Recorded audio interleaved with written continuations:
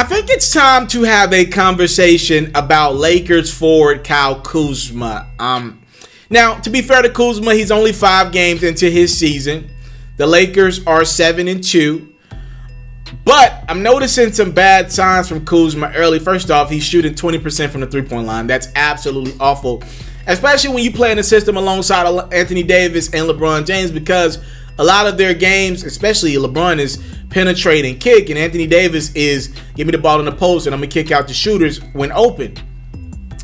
20% from the three-point line is not going to get it done. 60% from the free throw line, that's not going to get it done either.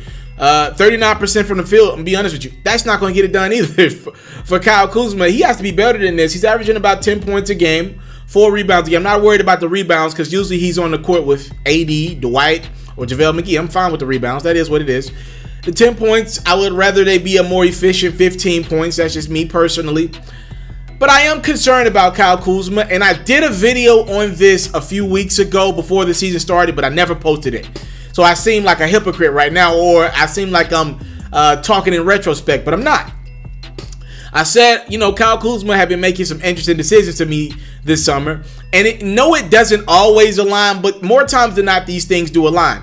Your decisions you make outside of your profession, a lot of times they align with your mentality within your profession. I'm watching Kyle Kuzma get the gold hair. I'm watching Kyle Kuzma be filmed on Instagram with the Instagram models, right? He's been out with all the big booty IG chicks this summer, which fine with, but to me, when you allow cameras to film you, to me, you're trying to venture off into that celebrity lifestyle. So it really got me to thinking about Kyle Kuzma and the last year of his career. So let's go back to around this time last year. The Lakers are okay. They're not good. Definitely not what they are right now. But they won one of the worst teams in the NBA. They were just average, middle of the pack. And then they kind of started to win some games. And remember, right around Christmas Day, they were like number 2, number 3 in the Western Conference. Remember that? But around this time, Kyle Kuzma was trying to figure out LeBron James. It was LeBron's first year in LA. And after a while, Kyle Kuzma really started getting his stuff going. You know what I mean? He started to take over as the number 2 option on that team. He was just more consistent than Brandon Ingram and or Lonzo Ball. So around December, January, LeBron gets injured. Kuzma is the first option. He ends up battling with injuries. But let's go to around the end of January when these Laker Anthony Davis rumors really pick up. Now, I think for the longest of times, Kyle Kuzma thought he was safe. He was the 24th pick in the draft. He didn't, but he's exceeded expectations. He's been better than former number 2 picks Lonzo Ball and Brandon Ingram, or at least more consistent than those guys. I think for the longest, Kyle Kuzma thought outside of LeBron James, he was the one consistent that would not be traded for Anthony Davis. So what happens at the end of January?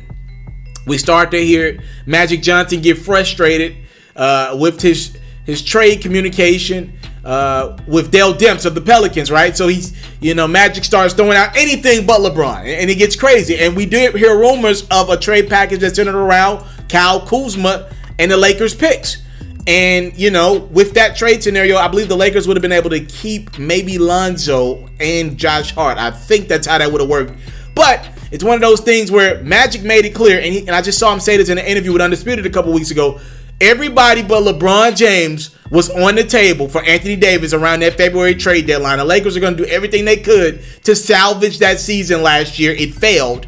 They didn't get Anthony Davis, but Magic let us know the headspace he was in. So I was just kind of wondering, I wonder how that played Kyle Kuzma. And then we fast forward through the end of last season into this season. I wonder where Kuzma's at with it. Mentally, he knows. Look, LeBron wasn't going to say nothing had it took Kuzma to get Anthony Davis. Now, I actually like Kuzma's game. I actually think he can fit in with that Lakers system. I liked him with Los Angeles over Brandon Ingram for the simple fact of Kuzma could knock down an open shot and play off ball a little bit more than what Ingram could last year. I think Ingram needs that ball in his hands to be confident. Now, I'm watching Ingram knock down jumpers and knock down a three-point ball better than he has in his career, but I want you to understand this. I believe Ingram's confidence is at an all-time high because the ball is in his hands more, especially with Zion not playing. So I'm making that to say, putting it out there to say, If Ingram was with AD and Bron in LA right now, I don't think it would work out. I don't think we'd be seeing the great Brandon Ingram that we're seeing right now in New Orleans. I think it took for him to be able to have the ball and just kind of grow and flourish on the fly, right? So I'm wondering though, is Kuzma the solution at 6-man? Just because I know Ingram's not the solution, if Kuzma has regressed, I wonder is he the solution? I'm willing to give this guy more time. Again, he came with the foot injury coming into the year, missed the first few games of the season. But I am starting to wonder about Kuzma and his growth. Did he put the work in this summer? I hear that he puts the work in, but it seems like he's starting to venture off into public. I call it, me and my friends, we call it public figure land, right? Have you ever looked on Instagram and seen all the chicks with public figure in their bio and you be like, what do you do? You're just pretty and you ain't even all that pretty. Like, you're not a public figure. Nobody cares to see you in the public. Like, why do you have public figure in your bio? Like, and I'm wondering, is Kyle Kuzma venturing off in the public figure land? Because so far, he has not had it. And I'm just looking at the shot selection that he's been taking. I'm calling out Frank Vogel as well to put this dude in better situations to figure out that rotation a little better. Maybe Kuzma will benefit from Rajon Rondo getting back in that Lakers lineup in the next couple games. Maybe. Rondo will dominate the ball. I see Kuzma, look, he's at the point now where he feels like he's not getting enough shots. So as soon as he get it, he's taking a shot. And maybe with Rondo back on the court, a veteran who's going to do him regardless, maybe he'll be able to put Kyle Kuzma in better spots. Rondo had a nice ability back in New Orleans of putting AD in good spots. And not just AD, guys like Drew Holiday. He put these guys in good spots to win. So we will see. But so far, 5 games into the Kyle Kuzma experience, I have not been happy with it. And I don't think Bron's been the greatest at giving him the rock either. Bron's been more focused on giving Kentavious Caldwell-Pope the ball and getting him looks and setting him up. And I don't even want to get started on that. Please don't get me into a Kentavious Caldwell-Pope conversation because I'm in a good mood right now. The Lakers lost to the Raptors, but I'm in a good mood overall. We're still 7-2. I do not want to talk about Kentavious Caldwell-Pope today because you're going to piss me off. But yeah, Lakers need Kuzma to be better than what he's been thus far. Thank you guys so much for the time, love, and support. I don't take it for granted. And I wouldn't trade Kuzma yet. I don't think that's the route that I would go. I think you need him. I think he's better on your team over anything you could get for him. His draft stock is, or his trade stock rather, is middle of the pack at best. You're better off having him on that roster. But he's got to adjust his game to play with guys like LeBron, AD. Another thing that I didn't like from Kuzma, remember a few weeks ago when the Lakers exercised their team option on Kuzma for the following year? I didn't like that Kuzma got on social media because it's like $3 million.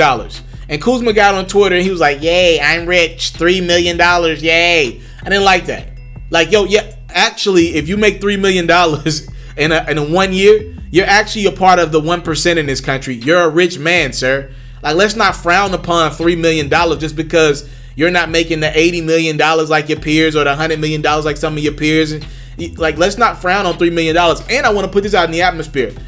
Kuzma, you've been good for the Lakers, but you still ain't been good enough to get this team to the playoffs. And there's a guy that you played last night. You know, he goes by the name of Pascal Siakam. He dominated your basketball team on both ends of the court.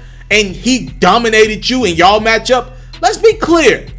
You ain't balling out like Siakam. And now look at Brandon Ingram over in New Orleans. You ain't balling out like your former teammate. So I'm just saying, Kuzma, you've been good, but you ain't been great either. I thank you guys so much for the time, love, support. I don't take it for granted. Y'all let me know what y'all think about Kyle Kuzma thus far. I'm out. You into sports, we got you. NFL news, I got you. NBA news, NBA highlights, NBA full coverage, feature stories, all that great stuff, I got you. We even got a little bit of Madden and 2K mixed in. Subscribe to this platform, and I got you. More quality content on the way. Subscribe.